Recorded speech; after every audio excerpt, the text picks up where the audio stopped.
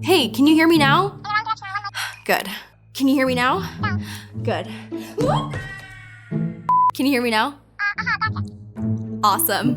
In March 2025, Nokia's Network in a Box touched down on the lunar surface, the first step in bringing 4G service to the moon. A cellular network could revolutionize lunar exploration, boosting both astronaut communications and robot teamwork. But how can cell service survive in a place with 270-degree temperature swings and nights that last for weeks? Spoiler alert, the moon may only have about 1/6 of Earth's gravity, but calls can still drop. Hi, I'm Sarah, and this is Space for Humans. Let's dial up and dial in.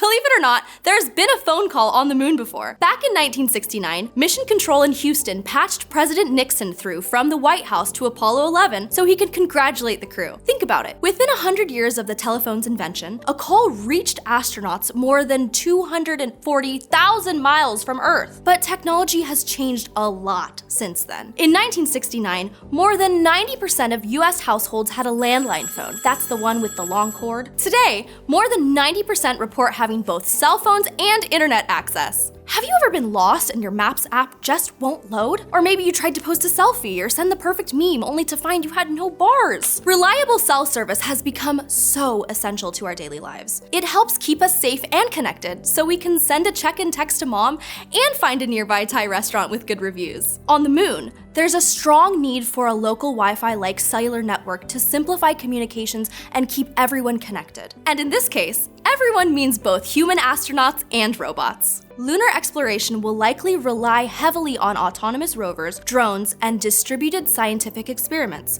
like seismometers, radiation sensors, and mining survey tools. These need to be able to share real-time data between themselves. They will also be collecting a lot of data that needs to be connected with local communications hardware for processing and transmission to Earth. And remember, there's no GPS on the moon, so we need help with positioning and navigation. NASA's Artemis 3 mission plans to land multiple astronauts on the moon to spend up to a week exploring and conducting experiments. What if they stumble into a crater? A reliable network will keep them connected to the home base and to each other. But it's not as easy as just sticking a repeater on the Selenian summit. There are a lot of challenges unique to the moon. The moon lacks an atmosphere, so radio waves travel differently. Technically, they travel better because air doesn't get in the way. But actually, air causes scattering, which is helpful for when you've got a concrete wall between you and the router in your house. But with no scattering on the moon, receivers will always need line of sight with the central node. Routers also need power, but lunar nights last about 14 Earth days, so outages might be a little longer than you're used to. The moon's environment is harsh. Extreme temperature swings, very aggressive and clingy dust, and harsh solar radiation all pose durability challenges for any system on the moon. I mean, on Earth, I just look at my cell phone wrong and the screen cracks. And then, it's one thing to send data from a rover to a base camp using 4G. Getting that signal back to Earth is a whole different story. The moon is nearly 240,000 miles away, so we need big antennas, power-hungry radios, and sometimes even relay satellites orbiting the moon just to phone home.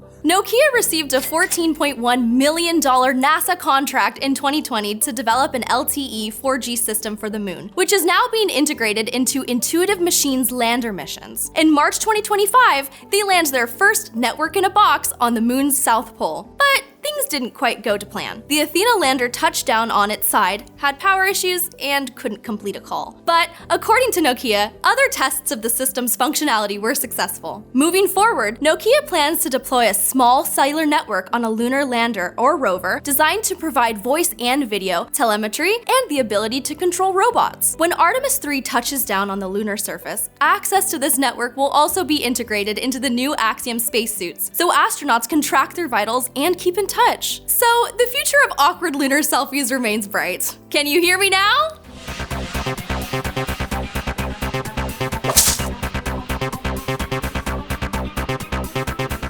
Thank you for watching. Remember to like, share, and subscribe, and hit that notification bell for more Space for Humans.